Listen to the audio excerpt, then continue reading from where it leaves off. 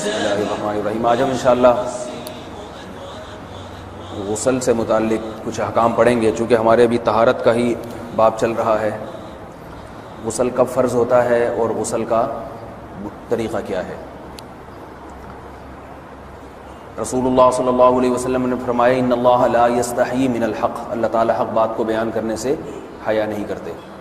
تو غسل کے جو مسائل ہیں ان میں بھی بعض دفعہ کچھ ایسی باتیں آتی ہیں جو بظاہر حیا کے خلاف ہیں، لیکن علم کی ایک بات ہے، سیکھنے اور سکھانے میں حیا اگر کریں گے تو پھر ظاہر ہے ساری زندگی جاہل ہی رہے گا انسان. اور غسل کے مسائل سیکھنا اس لیے ضروری ہے کہ غسل جب فرض ہوتا ہے تو جب تک مکمل غسل نہ ہو آپ کی نماز ادا نہیں ہوتی. رسول اللہ صلی اللہ علیہ وسلم نے فرمایا الماء من الماء، حدیث ہے کہ غسل فرض ہوتا ہے خواہش نفس کے ساتھ جسم سے منی خارج ہونے سے. مرد پہ غسل کب فرض ہوگا؟ جب اس کے جسم سے شہوت کے ساتھ منی خارج ہو. منی بالکل سفید رنگ کی چیز ہے. ایک ہوتی ہے مزی، شہوت پیدا ہونے سے اگر کسی کے مرد یا عورت کے صرف رطوبت خارج ہونا شروع ہو گئی اس سے غسل فرض نہیں ہوتا. جب تک مکمل شہوت پوری نہیں ہو جاتی اور مادہ منویہ خارج نہیں ہو جاتا، چاہے احتلام کی صورت میں ہو یا کسی بھی طرح سے ہو. مردوں کے ساتھ چونکہ یہ بہت زیادہ ہوتا ہے نائٹ فال کی صورت میں، مردوں پر غسل کی یہ صورت بہت زیادہ فرض ہوتی ہے. جیسے ہی بلوغت ہوتی ہے تو احتلام شروع ہو جاتا ہے، ہفتے میں 1 دفعہ 2 دفعہ 3 دفعہ، بعض نوجوانوں کو روزانہ بھی 2 دفعہ ہوتا ہے. جبکہ خواتین میں یہ والے غسل کی صورت بہت ہی کم ہوتی ہے کہ ان کو نائٹ فال ہو یا اس طرح سے غسل فرض ہو. ہزاروں میں کسی ایک عورت کے ساتھ ایسا ہوتا ہے. ایک صورت تو یہ ہے غسل فرض ہونے کی. دوسری صورت کیا ہے کہ جب انسان اپنی زوجہ کے ساتھ ملاپ کرے اور انٹرکورس ہو جائے، چاہے اس صورت میں ڈسچارج دونوں میں سے کوئی ہو یا نہ ہو، لیکن دونوں پہ غسل فرض ہو جائے گا، مرد پہ بھی اور عورت پہ بھی. یہ تو مردوں کے غسل کے فرض ہونے کا. مردوں کے غسل میں ایک چیز یہ بھی ہے کہ اگر آپ نے رات کو نیند کی اور صبح آپ اٹھے اور آپ نے کپڑوں پہ نشان دیکھا، اب آپ کو یہ پتہ نہیں چل رہا کہ یہ منی کا نشان ہے یا مزی کا ہے، تو بھی آپ پر غسل کرنا فرض ہے. یہی سمجھا جائے گا کہ یہ آپ خواب میں ڈسچارج ہوئے ہیں. عورت پر جو غسل فرض ہوتا ہے ایک اور صورت میں ہوتا ہے کہ جب خواتین کو ایام آنا بند ہو جاتے ہیں، حیض یا نفاس سے جب پاک ہو جائیں تو بھی ان پہ غسل فرض ہے. یہ تو غسل کی فرضیت سے متعلق احکام تھے. کچھ چیزیں ایسی ہیں جن میں غسل سنت ہے، فرض نہیں ہے. جمعہ کے دن غسل کرنا رسول اللہ صلی اللہ علیہ وسلم نے بہت زیادہ تاکید کی ہے. سنت کی 2 قسمیں ہیں، سنت مؤکدہ اور سنت غیر مؤکدہ. مؤکدہ وہ ہوتی ہیں کہ جن کو چھوڑنے کا اگر کوئی معمول بنا لے تو گناہ کا خطرہ ہے اور ایسا شخص قابل ملامت ہے، اسے شریعت ملامت کرتی ہے، برا بھلا کہتی ہے. تو غسل سنت مؤکدہ ہے ہفتے میں 1 مرتبہ، چاہے جمعے کے دن ہو یا کسی بھی دن ہو. جو مسلمان ہفتے میں 1 دفعہ بھی نہیں نہاتا، وہ کتنا ہی نیٹ کلین ہو، مگر شریعت کی نظر میں وہ قابل ملامت ہے. اسے تانے دینے چاہیے کہ شرم نہیں آتی ہو مسلمان مگر رہتے ہو بھنگیوں اور چماروں کی طرح. ملامت تو اسی کو کہتے ہیں نا. اس کی دلیل رسول اللہ صلی اللہ علیہ وسلم نے فرمایا، صحیح حدیث ہے، حق علی کل مسلم ان یغتسل کل اسبوع مرۃ، کہ ہر مسلمان پر لازم ہے کہ وہ ہفتے میں کم از کم 1 مرتبہ غسل کرے. ہر مسلمان پر لازم ہے، چاہے اس پہ غسل فرض نہ بھی ہو. اور کس دن بہتر ہے؟ جمعہ کے دن. نبی صلی اللہ علیہ وسلم نے حکم دیا ہے کہ جمعے کے دن غسل کیا جائے. امام احمد ابن حنبل کا مذہب یہ ہے کہ جمعے کے دن غسل کرنا واجب ہے، صرف سنت نہیں ہے بلکہ واجب ہے. لیکن جمہور کا مذہب یہ ہے کہ سنت عمل ہے. غیر مسلم جب اسلام قبول کرتا ہے تو اس وقت بھی اس کے لیے غسل کرنا سنت ہے. جب ہم مردے کو نہلاتے ہیں تو جو مردے کو نہلائے اس کے لیے بھی خود غسل کرنا افضل ہے، سنت عمل ہے.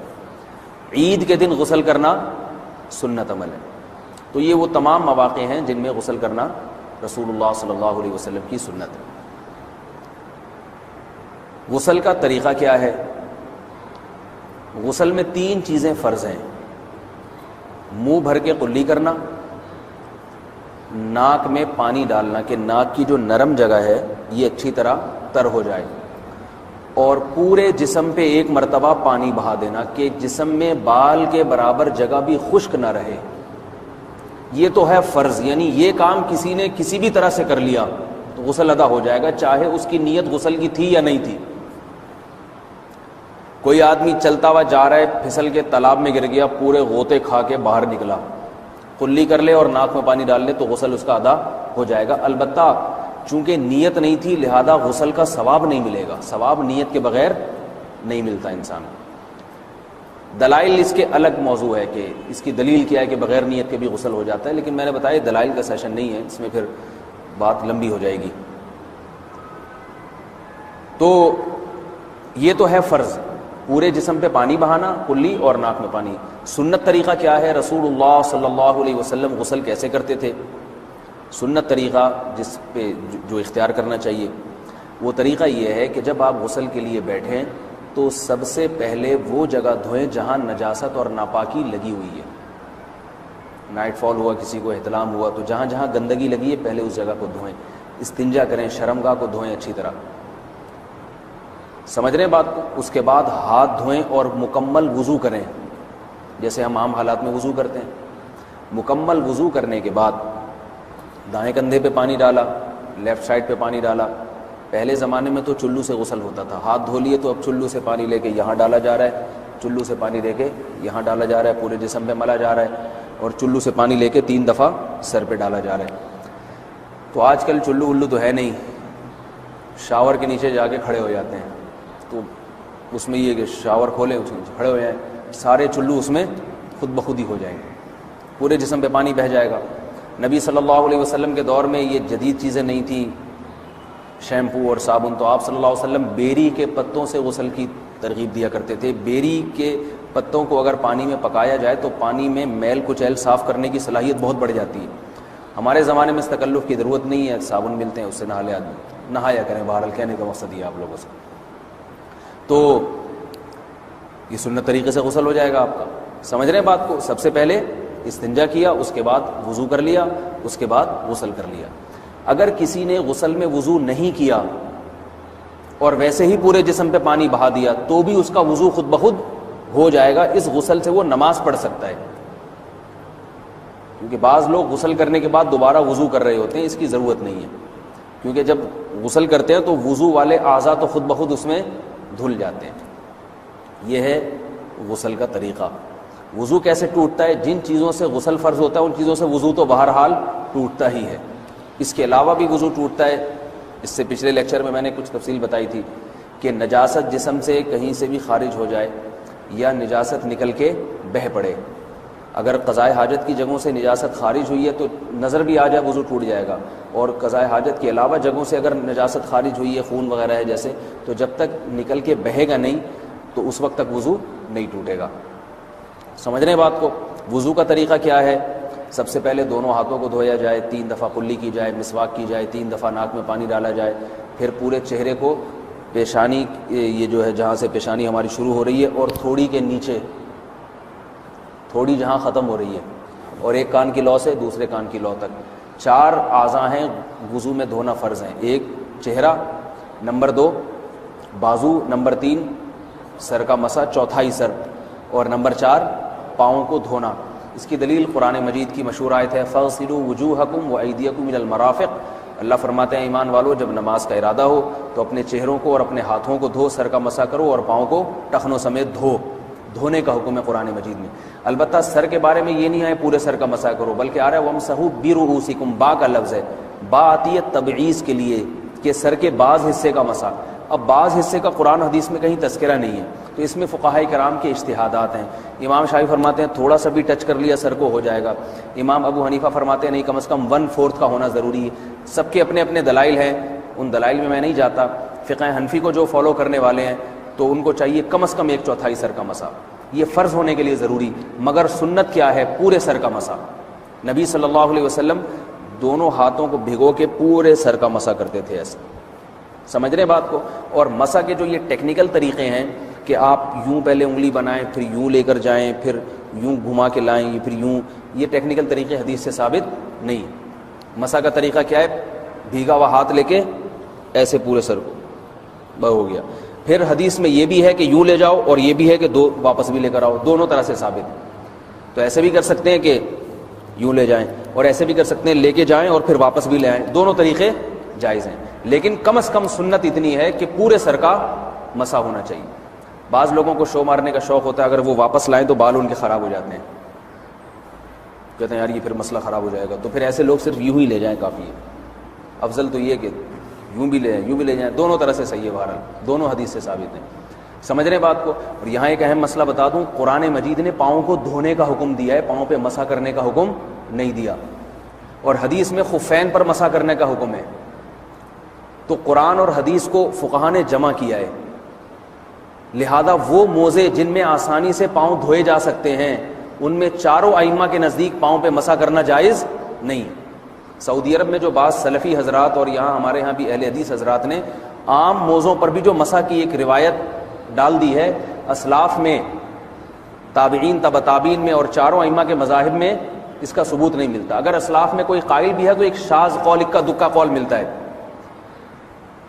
ورنہ یہ ائمہ اربعہ کے مذہب کے خلاف ہے. اور جو احادیث جو نقل ہوتی ہیں صحیح سند کے ساتھ, ان کے بھی خلاف اور قرآن کی آیت کے بھی خلاف ہے. اس لیے کسی نے عام ساکس پہ اگر مسح کر لیا, جو عام طور پہ آفس پہن کے جاتے ہیں لوگ, اس میں تو پاؤں, آپ اگر ساکس کو پانی کے نیچے رکھیں پورا پاؤں دھل جائے گا آرام سے. تو وہاں کیا ہو رہا ہے کہ قرآن مجید کے حکم کی مخالفت لازم آ رہی ہے, آپ پاؤں دھو نہیں رہے. تو اس لیے ہم یہ سمجھتے ہیں کہ اس صورت میں نماز ادا نہیں ہوگی. سعودی عرب میں بعض سلفی حضرات نماز پڑھاتے ہیں, وہ ایسے ہی کرتے ہیں کہ عام ساکس پہ مسح کر کے نماز پڑھا لیتے ہیں. تو فتویٰ اسی پر ہے کہ ان کی, اگر کسی کو یقین ہے کہ اس نے عام ساکس پہ مسح کر کے نماز پڑھائی ہے تو اس کے پیچھے نماز ادا نہیں ہوگی, کیونکہ قرآن کے مطابق اس کا وضو ہوا ہی نہیں ہے. صدیوں تک کوئی بھی اس قول کا قائل نہیں رہا ہے کہ عام ساکس پہ بھی مسح ہو جاتا ہے. یہ ابن تیمیہ رحمہ اللہ تعالیٰ 7ویں صدی میں اس کے قائل تھے, اور تابعین میں اکا دکا قول ملتے ہیں اس کے, لیکن شاذ قول ہیں, مرجوح قول ہیں, جن پر امت نے فتویٰ نہیں دیا. اور اب سعودی عرب میں بعض سلفی حضرات اس کے قائل ہیں. ہمارے ہاں اہل حدیث حضرات بھی چونکہ اکثر سعودی عرب کے سلفی حضرات ہی کو فالو کرتے ہیں, تو انہوں نے بھی وہیں سے یہ فتویٰ لیا ہے. لیکن ائمہ اربعہ کے مذہب میں اور دلائل کے لحاظ سے دیکھا جائے تو یہ مذہب کمزور ہے. قرآن نے پاؤں کو دھونے کا حکم دیا, آپ دھوئیں گے پاؤں جب تک دھونا ممکن ہے. چمڑے کے موزے ہیں, ان کو دھونا ممکن نہیں ہے اتارے بغیر, لہذا ان موزوں کے اوپر مسح ہو جائے گا. تو اس سے قرآن پر بھی عمل ہو جائے گا اور حدیث پر بھی عمل ہو جائے گا. اس لیے ائمہ اربعہ نے جو قرآن و حدیث کو سمجھ کے جو فیصلہ کیا ہے اس پہ چلنا ہمارے لیے زیادہ مفید ہے بنسبت آج کل کے جو علماء ہیں ان کی اپنی ذاتی آراء پر. اس لیے یہ بھی ایک وضو سے متعلق اہم مسئلہ تھا. سمجھ رہے ہیں؟ باقی تو ماشاءاللہ وضو کرنا سب کو آتا ہی ہے. اور وضو کے بعد دعا کیا ہے؟ کلمہ شہادت, اشہد ان لا الہ الا اللہ وحدہ لا شریک لہ اشہد ان محمدا عبدہ ورسولہ اللہم اجعلنی من التوابین واجعلنی من المتطہرین. اے اللہ تو مجھے بار بار توبہ کرنے والوں میں شامل کر دے اور بار بار پاکیزہ رہنے والوں میں شامل کر دے. توبہ اس لیے کہ میں نے ظاہری طہارت تو حاصل کر لی, مجھے روحانی طہارت بھی عطا کر دے. اگر میں نے گناہ کی ہوں تو مجھے ان سے بھی توبہ کی توفیق عطا فرما لے, تاکہ اس لحاظ سے بھی میرا وضو ہو جائے, اس لحاظ سے بھی میں پاک ہو جاؤں. سبحانک اللہم و بحمدک, نشہد ان لا الہ الا انت, نستغفرک و نتوب الیک.